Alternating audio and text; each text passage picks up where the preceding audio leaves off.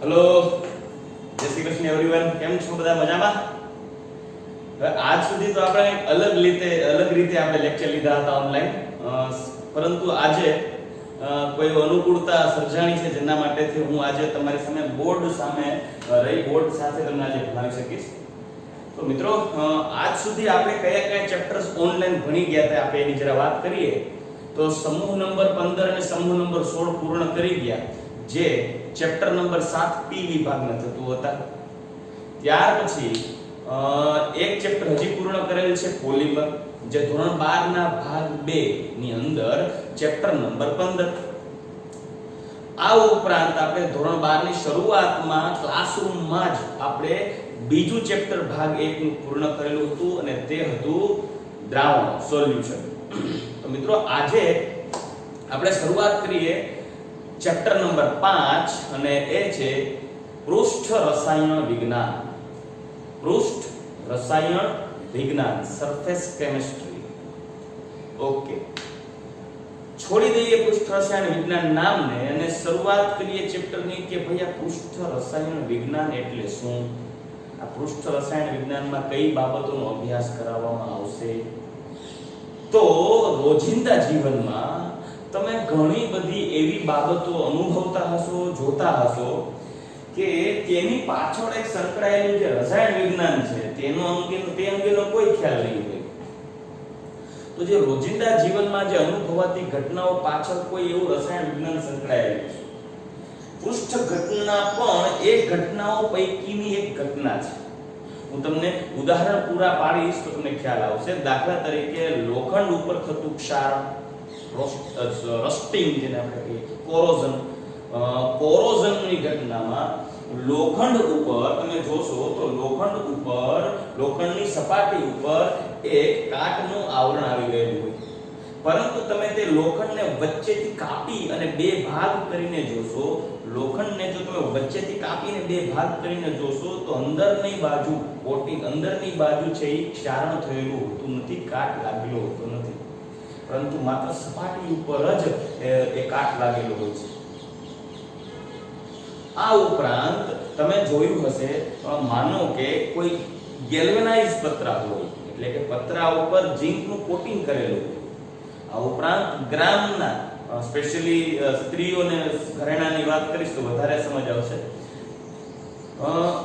ગ્રામના સોનાના દાગીના લેવા જાશો, જે આપણે જેને કહેવાય કે સસ્તામાં મળે અને ગોલ્ડ જ્વેલરી જેવા, ગોલ્ડન ઓર્નામેન્ટ જેવા જ લાગે, પરંતુ તે પિત્તળ ઉપર અથવા તો કોપર ઉપર છે સોનાનું કોટિંગ કરેલું હોય છે, સોનાનું આવરણ ચડાવેલું હોય છે, ઇલેક્ટ્રોપ્લેટિંગની ઘટના દ્વારા.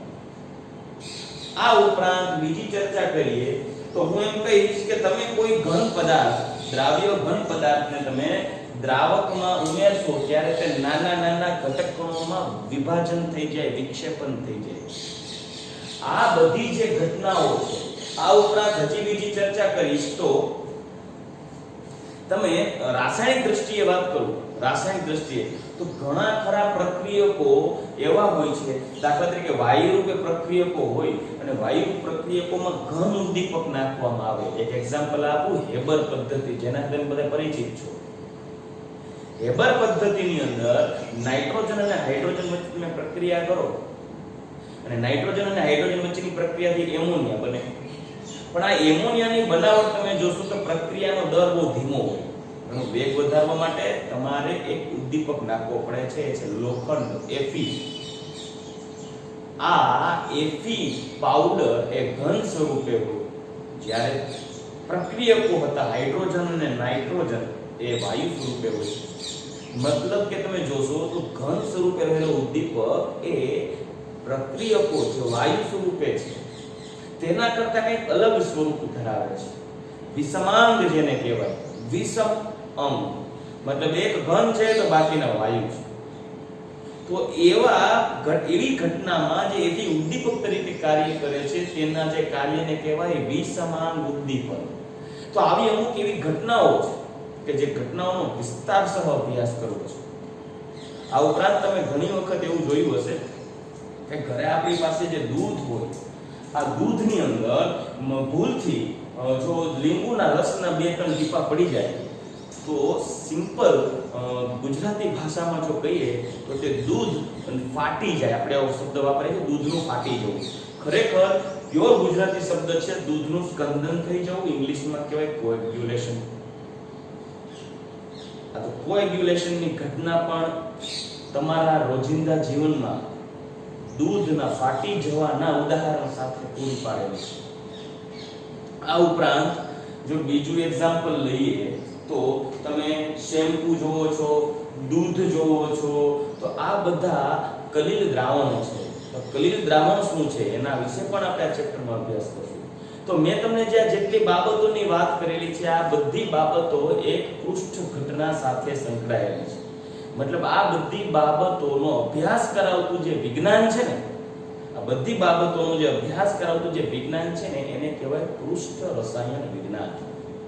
અને આપણે આ ચેપ્ટરની અંદર આ પૃષ્ઠ રસાયણ વિજ્ઞાન વિશે ભણવાનું છે. મિત્રો યાદ રાખજો, ખૂબ સરળ છે.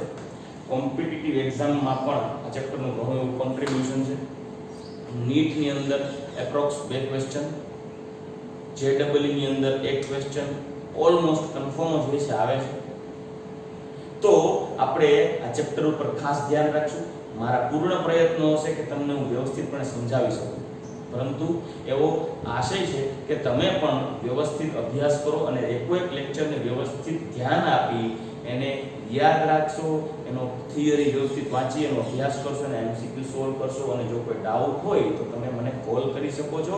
આ ઉપરાંત વ્યવસ્થિત લેક્ચરને પાછા પુનઃ રિવાઇઝ કરવા. તો હવે આપણે આ ચેપ્ટરની શરૂઆત કરીએ અને ચેપ્ટરનો શરૂઆતનો જ પોઈન્ટ છે પૃષ્ઠ રસાયણ વિજ્ઞાન. સર પૃષ્ઠ રસાયણ વિજ્ઞાન વિશે અભ્યાસ કરીએ એની પહેલા મુખ્ય મુદ્દો પૃષ્ઠ એટલે શું? પૃષ્ઠ ઇંગ્લિશમાં કહીએ તો સરફેસ, અને સરફેસ માટે આપણા રોજિંદા જીવનમાં વપરાતો શબ્દ છે સપાટી. સપાટી કેને કહેવાય? કોઈ પ્રશ્ન પૂછે સપાટી કેને કહેવાય, જો સાયન્ટિફિક રીતે તમે સમજાવી નહીં શકો કે ભાઈ સપાટી કેને કહેવાય, પણ સામાન્ય તમે સમજાવવા સપાટી કેને કહેવાય તો કે તમે કહી શકો કે ભાઈ જો ભાઈ મારી પાસે કોઈ એવો ઘન પદાર્થ છે, ફોર એક્ઝામ્પલ આ એક ઘન પદાર્થ છે. આ ઘન પદાર્થ છે તો તમને પૂછું દીકરા સપાટી એટલે શું, તો તમે કહેશો સર કાંઈ નહીં, જો આ ઘન પદાર્થ છે ને એના ઉપર જે આ ભાગ છે ને એને સપાટી કહેવાય. તો હું કહીશ એવું આ ભાગ છે એને સપાટી કહું, તો ભાગની અંદર એટલે કે સપાટીની અંદરનો ભાગ છે એને સપાટી નો કહેવાય તો નહીં, એ સપાટી કહેવાતું નથી. માત્ર આ ભાગને સપાટી કહેવાય, આ ભાગને સપાટી કહેવાય, આ ભાગને સપાટી કહેવાય, આ ભાગને સપાટી કહેવાય અને મિત્રો આ ભાગને પણ સપાટી કહેવાય. ઓકે, તો સપાટી એટલે કે પૃષ્ઠ એની જો વ્યવસ્થિત વ્યાખ્યા આપીએ તો મિત્રો સાંભળજો. આ જે મારી પાસે ઘન પદાર્થ છે, આ ઘન પદાર્થ એક સ્થૂળ કલા કહેવાય. સ્થૂળ કલા અથવા તો જથ્થાત્મક કલા. આનો જથ્થો છે, એક વજન છે, જથ્થાત્મક કલા છે. ઘન કલા એટલે અવસ્થા એટલે ફેઝ. આપણે કહે ને દ્રવ્યની અવસ્થા, ઘન, પ્રવાહી, વાયુ. તો આ એક અવસ્થા થઈ ઘન અવસ્થા છે. આ ઘન અવસ્થા આ ઉપરાંત આ જે સમગ્ર વાયુ છે, આ પણ એક કલા છે, જથ્થાત્મક કલા છે, સ્થૂળ કલા છે. વાયુ અવસ્થા, વાતાવરણમાં વાયુ છે, પરંતુ આ ઘન પદાર્થ આ વાતાવરણના વાયુઓની સાપેક્ષે કંઈક જુદો પડે છે, અલગ પડે છે, કેમ કે આ બધા વાયુ છે ને આ ઘન પદાર્થ છે. અને વાયુઓમાં આ દરેકે દરેક વાયુઓથી, વાતાવરણના વાયુમય કલાથી આ ઘન કલાને અલગ જુદું કોણ પાડે છે? આ વાયુ કલાઓથી આ ઘન કલાને જુદું કોણ પાડે છે? હજી પ્રશ્ન સાંભળજો અને તમારી રીતે મનથી જવાબ દેવા પ્રયત્ન કરજો કે આ ઘન કલાને આ સમગ્ર વાતાવરણના વાયુ કલાઓથી જુદું કોણ પાડે છે? બીજી વાત, મારી પાસે આ માર્કર છે, આ ઘન પદાર્થ જ છે, તો આ ઘન પદાર્થ ને વાયુ પદાર્થ થી અલગ પાડે છે કોણ? એની સપાટી, આની સપાટી, પૃષ્ઠ, કે જે આ ઘન પદાર્થને વાયુ અવસ્થાથી જુદો પાડતો જો ભાગ હોય તો આ સપાટી છે. મતલબ આ સપાટી એક એવો હિસ્સો છે આ ઘન પદાર્થનો. આ સપાટી એક એવો હિસ્સો છે આ ઘન પદાર્થનો કે જે વાયુના પણ સંપર્કમાં છે અને ઘન પદાર્થનો પણ એક હિસ્સો છે. મતલબ આ જે સપાટી છે, પૃષ્ઠ કીધું ને આપણે, તો પૃષ્ઠ એટલે શું? તો વ્યવસ્થિત વ્યાખ્યા આપી શકાય. પૃષ્ઠ એટલે બે સ્થૂળ કલા એટલે કે બે જથ્થાત્મક કલાઓને વાયુ અને ઘન, આ બે જથ્થાત્મક જુદી જુદી કલાઓને એકબીજાથી અલગ પાડતી જે સપાટી છે તેને કહેવાય પૃષ્ઠ. એકબીજાને અલગ પાડતી જે હદ રેખા છે એને કહેવાય પૃષ્ઠ, અથવા પૃષ્ઠ માટેનો બીજો શબ્દ પણ વપરાય છે, એ છે આંતરાપૃષ્ઠ. આંતરાપૃષ્ઠ. રેડી? હું એક્ઝામ્પલ હજી ઉદાહરણ દ્વારા સમજાવું તો મિત્રો, મારી પાસે એક આ ઘન પદાર્થ છે. આ કોઈ ઘન પદાર્થ છે.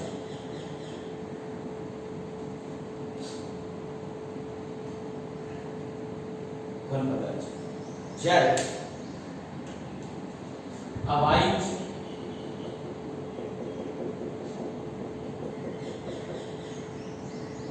વાયુ. હવે તમે આ ઘન પદાર્થનો આ હિસ્સો જોશો. આ ઘન પદાર્થનો જો આ હિસ્સો તમે જોશો ને,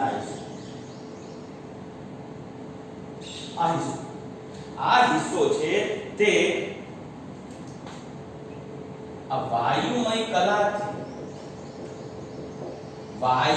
કલાથી ઘન પદાર્થની સપાટી પરનો આ હિસ્સો એ ઘન પદાર્થને વાયુમય કલાથી જુદો પાડે છે. આ છે ઘન કલા, આ છે વાયુ કલા. તો આ જે ભાગ છે, હિસ્સો છે, એને કહેવાય પૃષ્ઠ અથવા તો આંતરાપૃષ્ઠ. કોઈ પણ શબ્દ વાપરીશું, પૃષ્ઠ અથવા તો આંતરાપૃષ્ઠ. બીજું એક્ઝામ્પલ આપીએ. ચાલો, મારી પાસે એક પાત્ર ભરેલું છે પ્રવાહીથી. માનો કે આની અંદર આપણે પાણી ભરી દીધું છે, H2O લિક્વિડ સ્વરૂપ. આ છે લિક્વિડ. હવે આની અંદર કોઈ ઘન પદાર્થને હું ઓગાળું, મતલબ કે કોઈ ઘન ક્યુબ, દાખલા તરીકે લાકડાનો ક્યુબ નાખવાની અંદર, સોલિડ ક્યુબ.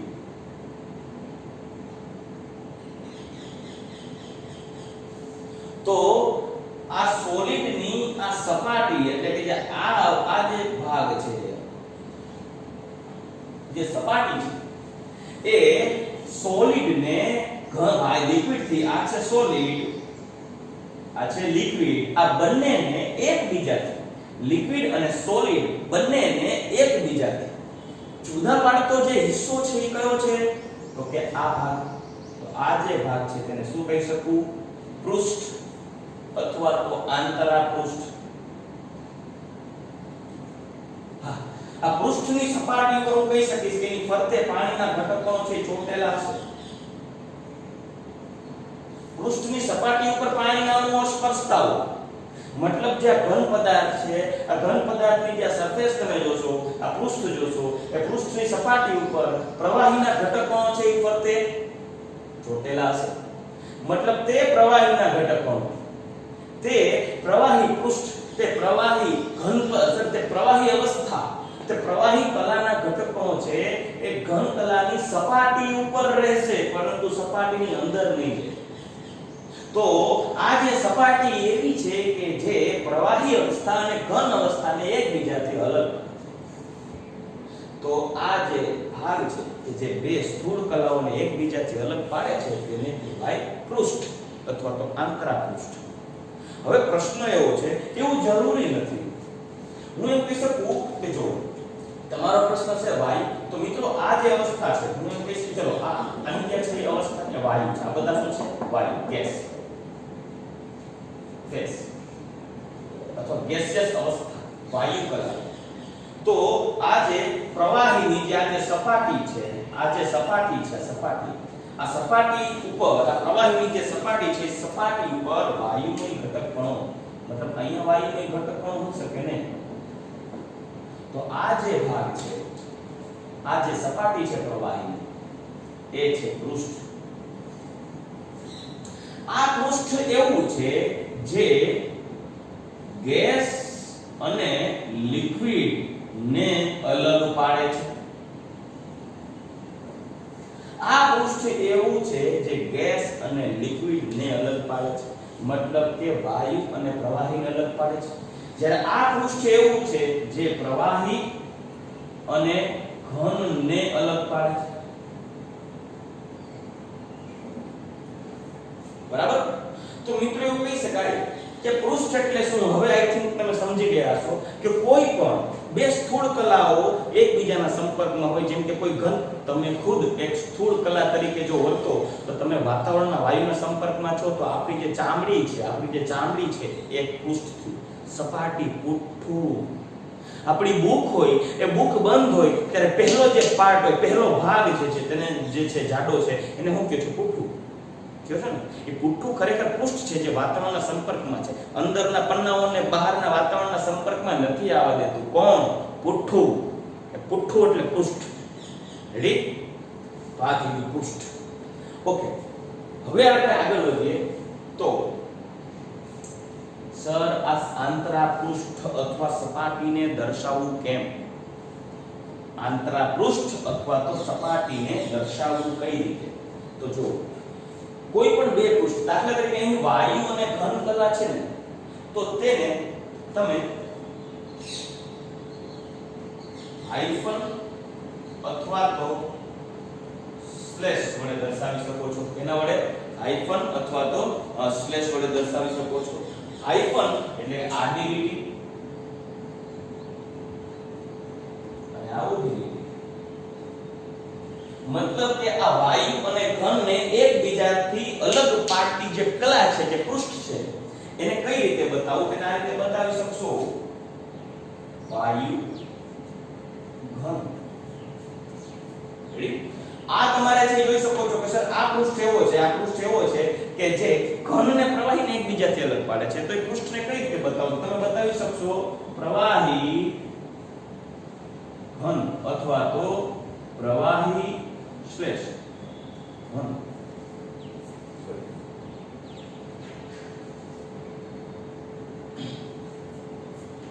તો હાઇફન અથવા તો સ્લેશ વડે બતાવી શકાય. Okay, next one. અહીંયા તમે જોઈ શકો છો કે આ જે પૃષ્ઠ છે એ કેને અલગ પાડે છે? તો આ પૃષ્ઠ છે પ્રવાહી અને વાયુને અલગ પાડે છે. તો પ્રવાહી અને વાયુને અલગ પાડતી જે પૃષ્ઠ છે, જે આંતરા પૃષ્ઠ છે, તેને કહેવાય વાયુ પ્રવાહી ઓર વાયુ પ્રવાહી. તો હવે મિત્રો યાદ રાખજો, હું એમ કહીશ કે ધારી લો કે આ એક લોખંડનો ટ્યુબ છે, લોખંડનો એક ઘન પદાર્થ છે. બરાબર? આ શું છે? લોખંડનો ઘન પદાર્થ છે. અને લોખંડના ઘન પદાર્થ, લોખંડના ક્યુબ વાતાવરણમાં ખુલ્લો રાખી દઉં છું, તો વાતાવરણના વાયુ, ભેજ, વાતાવરણમાં મોટા ભાગનો વાયુ નાઇટ્રોજન અને ઓક્સિજન અને હવાનો ભેજ હવામાં, તો વાતાવરણમાં રહેલા વાયુઓ અને ભેજ કેના સંપર્કમાં આવશે? શું Fe ક્યુબની અંદરની બાજુ રહેલા ઘટકોના સંપર્કમાં આવશે કે આ સપાટી પર રહેલા ઘટકોના સંપર્કમાં આવશે? વિચારો. સપાટી ઉપરના ઘટકોના સંપર્કમાં આવશે ને. તો આ વાતાવરણનો ભેજ અને વાતાવરણના વાયુ છે આ સપાટી પરના ઘટકોના સંપર્કમાં આવશે. એટલે આ સપાટી ઉપર જેટલા લોખંડના ઘટકકણો છે, આ સપાટી ઉપર જેટલા લોખંડના ઘટકકણો છે, એ બધા જ લોખંડના ઘટકકણો હવાના ઓક્સિજન સાથે પ્રક્રિયા કરશે અને સપાટી ઉપર Fe2O3 ક્ષારણનું નિર્માણ થશે. તો ક્ષારણ ક્યાં પામે? કે જે વાયુના સંપર્કમાં આવે છે તે ઘટકકણો જ ક્ષારણ પામશે, નહીં કે અંદરના. કેમ કે અંદરના વાયુ, અંદરના Fe ના ઘટકકણો છે એ તો વાતાવરણના સંપર્કમાં નથી આવતા. આથી કહી શકાય કે લોખંડની સપાટી પર ક્ષારણ થયું, જે લોખંડની સપાટી ઉપર જ કાટ લાગશે. તો કોઈ પૂછે ભાઈ લોખંડની સપાટી ઉપર જ કેમ કાટ લાગે? ભાઈ તો તમે કહી શકો ને, કારણ કે લોખંડની સપાટી ઉપર કાટ લાગવા માટે ઓક્સિજન વાયુની જરૂર છે. એ ઓક્સિજન વાયુ સીધી સપાટીના ઘટકકણોના સંપર્કમાં આવશે, જે અંદરના ઘટકોના સંપર્કમાં આવતું નથી. એટલે આ જે Fe પરનું જે પૃષ્ઠ છે, જે વાયુથી આ Fe ના ક્યુબને અલગ પાડે છે, એ પૃષ્ઠ ઉપર જ્યારે વાયુના ઘટકણો છે એ અધિશોષિત થઈને જમા થશે, ત્યારે પૃષ્ઠની સપાટી પરના ઘટકણો એ ઓક્સિજન સાથે આંતરક્રિયા, રાસાયણિક ક્રિયા દ્વારા એ કાટનું નિર્માણ થશે, ક્ષારણનું નિર્માણ થશે. તો મિત્રો, જે આ ક્ષારણ થઈ એ થઈ પૃષ્ઠ ઘટના. પૃષ્ઠ ઘટના સપાટી ઉપર એક પ્રક્રિયા થઈ, એ પ્રક્રિયા એક પૃષ્ઠ ઘટના છે. અને આ પ્રક્રિયાઓનો અભ્યાસ કરાવતું જે રસાયણ વિજ્ઞાનની જો કોઈ બ્રાન્ચ છે, શાખા છે, તેને કહેવાય પૃષ્ઠ રસાયણ વિજ્ઞાન. સમજાઈ ગયું? દાખલા તરીકે હું લોખંડની સપાટી ઉપર ઝિંકનું કોટિંગ કરું, ઝિંકનું ગેલ્વેનાઇઝિંગ કરું, ઝિંકનું આવરણ બનાવું, તો એ લોખંડની સપાટી ઉપર ઝિંકનું આવરણ લાગે, નહીં કે અંદર. તો સપાટી ઉપર જ ઝિંકના ઘટકોનો ચોંટી ગયા. તો ઝિંકના ઘટકો સપાટી ઉપર જ ચોટે છે ને, અંદર તો નહીં. તો પૃષ્ઠ ઉપર જ ઝિંકના ઘટકો ચોટે છે, એટલે આ એક ઘટના થઈ પૃષ્ઠ ઘટના. તો પૃષ્ઠ રસાયણ વિજ્ઞાન એટલે શું? તો પૃષ્ઠ રસાયણ વિજ્ઞાન એટલે પૃષ્ઠ સાથે સંકળાયેલી, પૃષ્ઠ સાથે સંકળાયેલી ઘટનાઓનો અભ્યાસ કરાવતા રસાયણ વિજ્ઞાન પૃષ્ઠ રસાયણ વિજ્ઞાન કહેવાય. એટલે સપાટી ઉપર થતી જે ક્રિયાઓ જોવા મળે, સપાટી ઉપર થતી જે ક્રિયાઓ જોવા મળે. ફોર એક્ઝામ્પલ, હું એમ કહીશ કે તમે એક પાત્ર ભરેલું છે પાણીનું, અને તેની અંદર એક સાકરનો દાંડો નાખી દો. તો સાકરના ઘટકણો છે એ પહેલા તો સંપર્ક સપાટી, જે ઉપરની સપાટી છે તે પ્રવાહીના સંપર્કમાં આવે, એટલે તે ઘટકણો પાણી સાથે આંતરક્રિયા કરે. તો તે જે સપાટી પરના ઘટકણો છે એ પાણી સાથે આંતરક્રિયા કરીને સપાટી પર છૂટા પડતા જશે અને વિલયન થશે. તો સપાટી ઉપર જે ક્રિયા થઈ એ થઈ પૃષ્ઠ ઘટના. હું એમ કહીશ કે મારી પાસે આને હવામાં ધૂળના રજકણો ઉડે છે, તો ધૂળના રજકણો સપાટી ઉપર સ્થાયી થશે, તો એક પૃષ્ઠ ઘટના થાય. આપણે ઘણી વખત જોયું હશે કે ઘરે કોઈ ટેબલ હોય છે, એ ટેબલ છે એ બંધ ઓરડામાં પડેલું છે, 4-5 દિવસ પછી જોશો તો શું એવું બને કે ટેબલની અંદર, સપાટીની અંદર ધૂળ જમા થાય, કે સપાટીની ઉપર ધૂળ જમા થઈ? સપાટીની ઉપર ને, તો સપાટીની ઉપર ધૂળ જમા થયેલી હોય છે, એ સપાટીની ઉપર ધૂળનું જે લેયર બનવું છે એ એક પ્રકારની પૃષ્ઠ ઘટના છે. અને આ બનવાનું જે કારણ છે, એનો જે અભ્યાસ કરાવતું જે રસાયણ વિજ્ઞાન છે, એને કહેવાય પૃષ્ઠ રસાયણ વિજ્ઞાન. સમજી ગયા? Okay, so I hope you can understand. Now next point, પૃષ્ઠ ઘટના એટલે શું? પૃષ્ઠ ઘટના એટલે શું? એ પૃષ્ઠ ઘટના જોઈએ એની પહેલા આ મુખ્ય મુદ્દાની ચર્ચા કરીએ. તો આ જે પૃષ્ઠ છે, એ પૃષ્ઠની રાસાયણિક પ્રતિક્રિયાત્મકતા અથવા પૃષ્ઠ કેટલોક સક્રિય છે તેનો આધાર, પૃષ્ઠ કેટલો સક્રિય છે તેનો આધાર કેના ઉપર રહેલો હોય, તો તે કોઈ ઘન પદાર્થ, મારી પાસે પૃષ્ઠ છે, તો પૃષ્ઠ ઉપર સપાટી ઉપર રહેલા જે ઘટકોનું કદ હોય,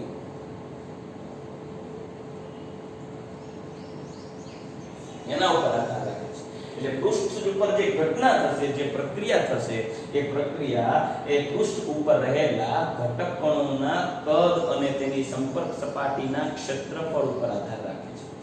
જેમ ઘટકોના કદ અને સંપર્ક સપાટીનું ક્ષેત્રફળ ઉપર જેટલું કદ હશે તે પ્રમાણે રાસાયણિક પ્રતિક્રિયાત્મકતા આવશે. ઓકે, બીજી વાત, એક વાત મહત્વની કરું, આમાં તમે કદાચ જજ કર્યું હોય કે નહીં, હું તમને એક વાત કહું. મિત્રો, પૃષ્ઠ ઘટના ક્યાં જોવા મળે? જ્યાં પૃષ્ઠ આવે. પૃષ્ઠ ઘટના ત્યાં જોવા મળે જ્યાં પૃષ્ઠ હશે, સપાટી હશે. અને સપાટી ત્યારે જ જોવા મળશે જ્યારે બે જુદી જુદી કલા વચ્ચે એક સપાટી આવશે, પૃષ્ઠ આવશે. મતલબ બે જુદી જુદી કલા એકબીજાના સંપર્કમાં આવશે ને ત્યારે પૃષ્ઠનું નિર્માણ થયું કહેવાય. તમે ઘન અને પ્રવાહીને સંપર્કમાં રાખો તો ઘન અને પ્રવાહી વચ્ચે પૃષ્ઠનું નિર્માણ થાય. પ્રવાહી અને વાયુ વચ્ચે જો સંપર્ક રાખો તો પ્રવાહી અને વાયુ વચ્ચે પૃષ્ઠનું નિર્માણ થાય. પાણીનો ગ્લાસ ભર્યો હોય તો ગ્લાસની ઉપરની સપાટી છે વાયુના સંપર્કમાં હોય તો ગ્લાસની ઉપરની સપાટીનું જે પ્રથમ લેયર છે H2O નું એ પૃષ્ઠ છે. ઘન અને પ્રવાહીના સંપર્કમાં આવો તો ઘન પદાર્થની ઉપરની જે પ્રવાહી ઘન પદાર્થની સપાટીના પ્રથમ લેયર છે એ પૃષ્ઠ છે. પણ વિચારો, હવામાં રહેલો નાઇટ્રોજન ને હવામાં રહેલો ઓક્સિજન આ બે એકબીજાથી જુદા કઈ રીતે રહે? કેમ કે હવામાં તો રહેલા પ્રત્યેક વાયુના ઘટકો એકબીજા સાથે સમાંગ મિશ્રણ બનાવે છે, જ્યારે આ તો વિસમાંગ પ્રણાલી, જો ઘન અને પ્રવાહી, પ્રવાહી અને વાયુ, ઘન અને વાયુ વિસમાંગ પ્રણાલી થઈ. એનો મતલબ એમ કે પૃષ્ઠ ઘટનાનો અભ્યાસ કરવો હોય તો પહેલા પૃષ્ઠનું નિર્માણ થવું પડે. મતલબ બે સ્થૂળ કલાને એકબીજાથી અલગ પાડતી પૃષ્ઠનું નિર્માણ થવું પડે અને આ બે સ્થૂળ કલા વિસમાંગ અવસ્થા ધરાવતી હોવી જોઈએ. મતલબ કે વાયુના ઘટક કણોમાં પૃષ્ઠ જોવા મળતું નથી. કેમ કે વાયુ એકબીજાથી કઈ રીતે જુદા પડે? શું તમે ક્યારે જોયું હવામાં ઓહો આ બાજુ ઓક્સિજનનો જથ્થો જાજો છે, વચ્ચે પૃષ્ઠ છે, એક બાજુ નાઇટ્રોજનનો જથ્થો વધારે છે? નહીં. કેમ કે વાયુના ઘટકો વચ્ચે આંતરાણુ અવકાશ જેટલો મોટો હોય કે વાયુના ઘટકો એકબીજા સાથે સમાંગ પ્રણાલી બનાવે, અને જ્યારે સમાંગ પ્રણાલી બની જાય ત્યારે કોઈ પણ પ્રકારના પૃષ્ઠ જોવા મળતા નથી. કેમ કે તે બંને પૃષ્ઠને એકબીજાથી અલગ પાડતી કોઈ હદરેખાનું નિર્માણ તો થવું જોઈએ. મતલબ કે વાયુઓમાં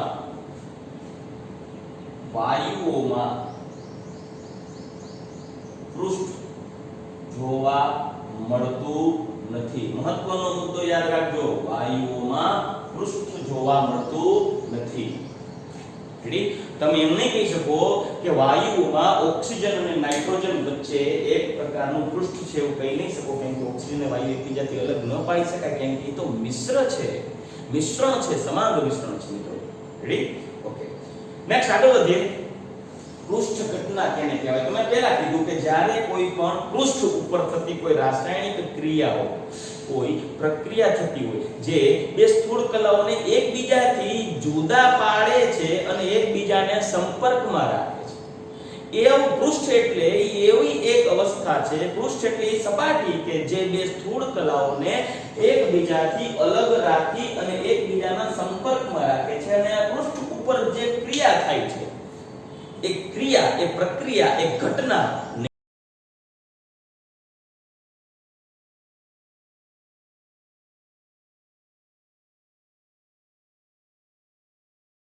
કહેવાય પૃષ્ઠ ઘટના. જે પૃષ્ઠ ઉપર થતી ઘટના છે તેને પૃષ્ઠ ઘટના કહે છે.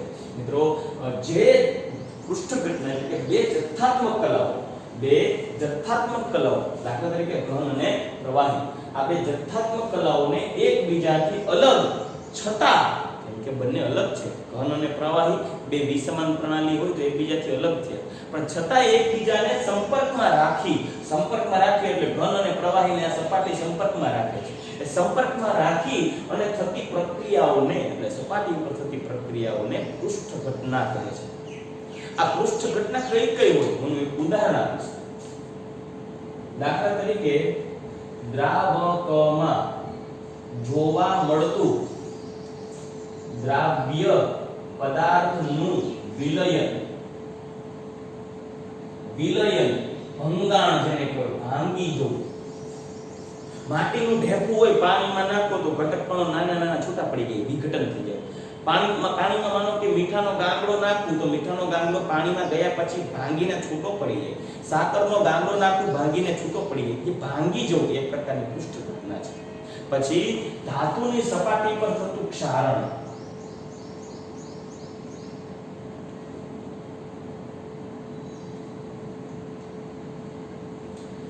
ધાતુની સપાટી પર થતું ક્ષારણ, આ પણ એક પ્રકારની પૃષ્ઠ ઘટના છે. લાઈક Fe ની સપાટી ઉપર, દાખલા તરીકે ઉદાહરણ લઈએ તો Fe ની સપાટી પર લાગતો કાટ, Fe2O3H2O, લોખંડની સપાટી ઉપર લાગતો કાટ. નેક્સ્ટ એના પછીની ચર્ચા કરીએ તો લોખંડની સપાટી પર લાગતો કાચ. નેક્સ્ટ ઇલેક્ટ્રોપ્લેટિંગ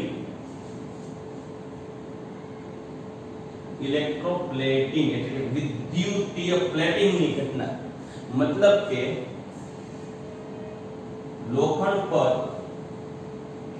ઝિંકનું આવરણ, પછી કોપરના ઓર્નામેન્ટ એટલે ઘરેણાં પર ગોલ્ડ નું કોટિંગ, એક પ્રકારની ઇલેક્ટ્રોપ્લેટિંગ જેને તમે કહી શકો ઢોળ ચડાવવું, આ ઢોળ ચડાવવાની ઘટના. આ પણ એક પ્રકારની પૃષ્ઠ ઘટના છે જે સપાટી પર તમે કોઈ દિવસ જોયું સપાટીની અંદર ઢોળ ચડે, સપાટીની ઉપર ઢોળ ચડે, ઢોળ ચડે નહીં ઢોળ ચડે, ઢોળ કોટિંગ રેડી, સપાટી ઉપર કોટિંગ. નેક્સ્ટ એના પછીની જો વાત કરીએ તો વિસમાંગ ઉદ્દીપનની ઘટના. વિસમાંગ ઉદ્દીપન ઉદાહરણ પણ આપીશ.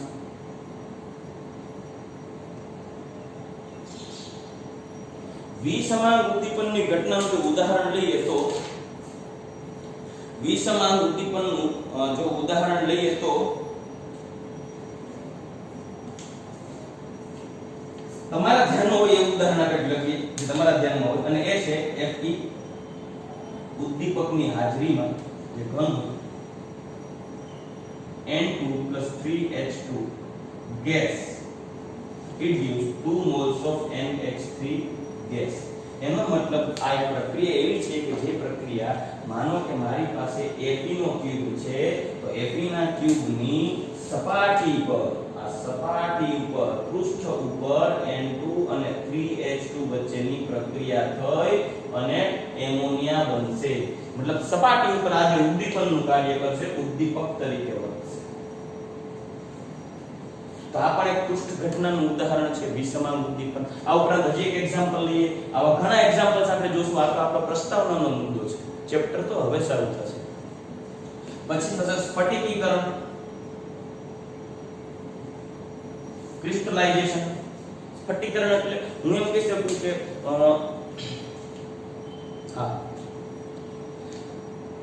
ઘરે કોઈ પણ સ્વીટ બનાવીએ છે એ સ્વીટ ઉપર જ્યારે ચાસણી લાગે તો ચાસણી એટલે શું છે?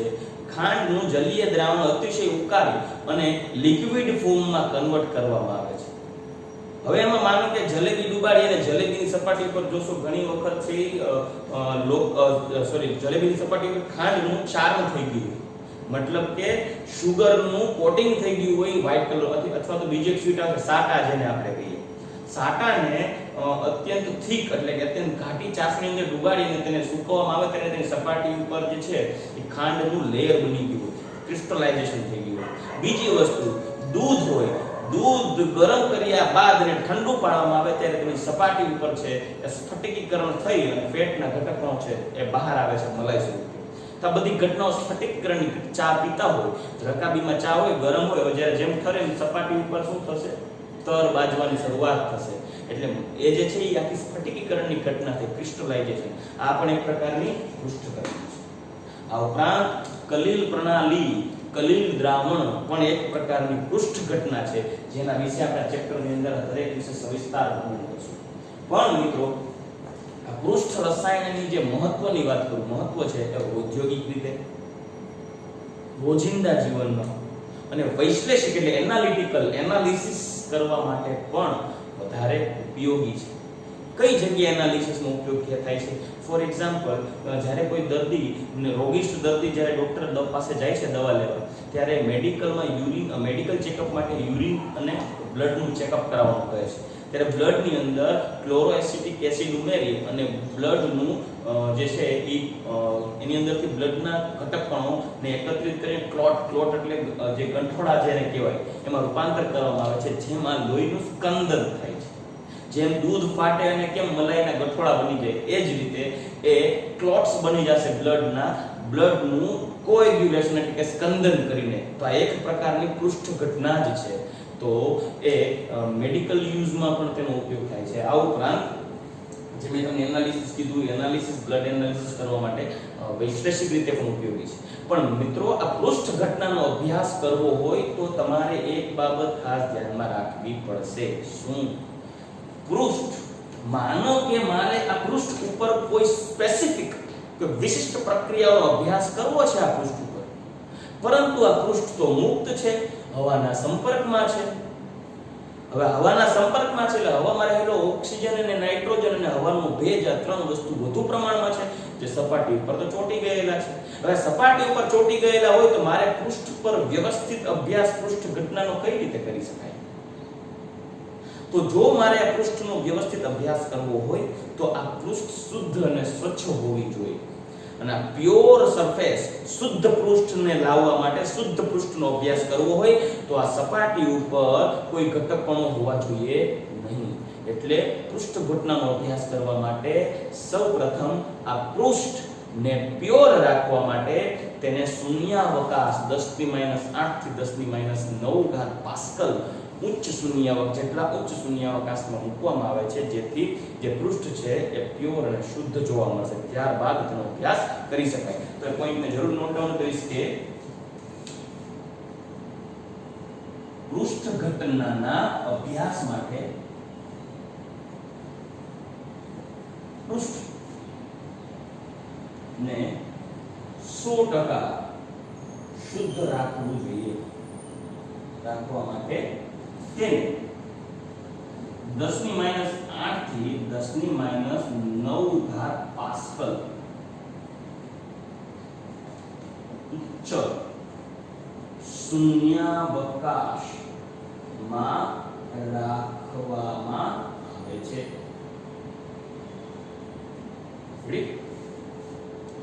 તો મિત્રો અત્યાર સુધી જે પોઈન્ટનો અભ્યાસ કરી ગયા છે ફટાફટ એકવાર રિપોર્ટ કરી લઈએ. સૌથી પહેલા આપણે જોઈએ પૃષ્ઠ કેને કહેવાય. તો કે બે સ્થૂળ કલાઓને એકબીજાથી અલગ પાડતી જે હદ રેખા છે તેને પૃષ્ઠ કહેવાય. જેને એક્ઝામ્પલ્સ તમને દીધા, જેને હાઇફન અથવા સ્ટ્રેસ વડે એકબીજાથી અલગ પાડતી રેખા બતાવી શકાય, જેમ કે વાયુ અને ઘન, પ્રવાહી અને ઘન, પ્રવાહી અને વાયુ. પરંતુ મિત્રો યાદ રાખજો, વાયુ કલવું આ કલાઓમાં પૃષ્ઠ જોવા મળતું નથી. આ પૃષ્ઠ ઉપર સંકળાયેલી જે કોઈ પ્રક્રિયા છે તેનો અભ્યાસ કરાવતી રસાયણ વિજ્ઞાનની જે શાખા છે ને પૃષ્ઠ રસાયણ વિજ્ઞાન કહેવાય. અને બે જથ્થાત્મક કલાઓને એકબીજાથી અલગ છતાં એકબીજાના સંપર્કમાં રાખતી જે કલા છે, જેના ઉપર જે સપાટી ઉપર જે પ્રક્રિયાઓ થાય છે તેને કહેવાય પૃષ્ઠ ઘટના. એના એક્ઝામ્પલ્સ આપ્યા છે દ્રાવણમાં જોવા મળતું વિલયન, ધાતુની સપાટી પરનું ક્ષારણ, ઇલેક્ટ્રોપ્લેટિંગ, વિસમાન ઉદ્દીપનની ઘટનાઓ, સ્ફટિકીકરણ, આ બધી પૃષ્ઠ ઘટનાઓના ઉદાહરણો છે. મિત્રો પૃષ્ઠ ઘટનાનો જો અભ્યાસ કરવો હોય તો તમારે પૃષ્ઠની સપાટી સંપૂર્ણ શુદ્ધ અને ચોખ્ખી રાખવી પડે. મતલબ કે તેને અન્ય કલાના સંપર્કમાં આવવા દેવાનું નથી. કેમ કે જો વાતાવરણના સંપર્કમાં આવે તો નાઇટ્રોજન, હાઇડ્રોજન, ઓક્સિજન જેવા અને પાણીના ભેજ જેવા ઘટકો સપાટી ઉપર સ્થગિત થવાના જ છે. એટલે પૃષ્ઠને જો શુદ્ધ રાખવું હોય તો તેને વેક્યુમ શૂન્યાવકાશમાં રાખવામાં આવે છે 10⁻8 થી 10⁻9 પાસ્કલની અંદર. રેડી? ત્યારબાદ આ પૃષ્ઠની જે ઘટના છે, આ પૃષ્ઠ ઘટના છે કેના ઉપર આધાર રાખે છે? એક મહત્વનો મુદ્દો છે, એ છે સપાટી એટલે કે પૃષ્ઠના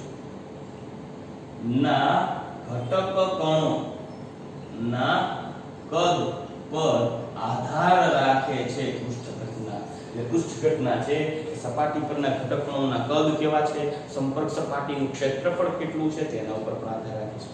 તો મિત્રો આજની તારીખમાં આજના લેક્ચરમાં આપણે અહીંયા સુધી પ્રસ્તાવનાનો પોઈન્ટ છે ગમી. નેક્સ્ટ પોઈન્ટની અંદર આપણે અધિશોષણ, અવશોષણ અને શોષણ વિશે વાત કરશું. અધિશોષણની ઘટના પણ એક પ્રકારની પૃષ્ઠ ઘટના છે, તો હું જરૂરથી નોટ ડાઉન કરીશ. અધિશોષણ જે મહત્વનો મુદ્દો છે, બહુ ઇન્ટરેસ્ટિંગ અને મજા આવે એવો પોઈન્ટ છે અધિશોષણ, જે આપણે નેક્સ્ટ લેક્ચરમાં જોઈશું. આજના જે લેક્ચરમાં જે અભ્યાસ કરેલો છે, આ લેક્ચર પૂર્ણ થયે તમે પ્લીઝ આ જે પોઈન્ટ્સ છે ને નોટ ડાઉન કરીને નોટ્સ બનાવજો. અને આ પોઈન્ટને નોટ ડાઉન કરવા માટે તમારા વિડીયોમાં એક સ્ક્રીનશોટ પાડી લેજો. હમણાં હું સાઈડ બાજુ તે સ્ક્રીનશોટ પાડી લેજો. ત્યારબાદ અક્ષરાનંદ પબ્લિકેશનની અંદર ક્વેશ્ચન્સ આપેલા છે. એ ક્વેશ્ચનના આન્સર તમારે ડે ટુ ડે માં કરવાના રહેશે. તો અક્ષરાનંદ પબ્લિકેશનની અંદર પૂરા 6 આમાંથી 6 નાના એક માર્કમાં પૂછાઈ શકે તેવા ક્વેશ્ચન્સ બનાવેલા છે. તો તેવા ક્વેશ્ચન્સ આની અંદરથી જે તમારે લખવાના રહેશે. રેડી? તો આજનો વિડિયો આપણે અહીંયા સુધી રાખીએ. ગુડ બાય, જય શ્રી કૃષ્ણ.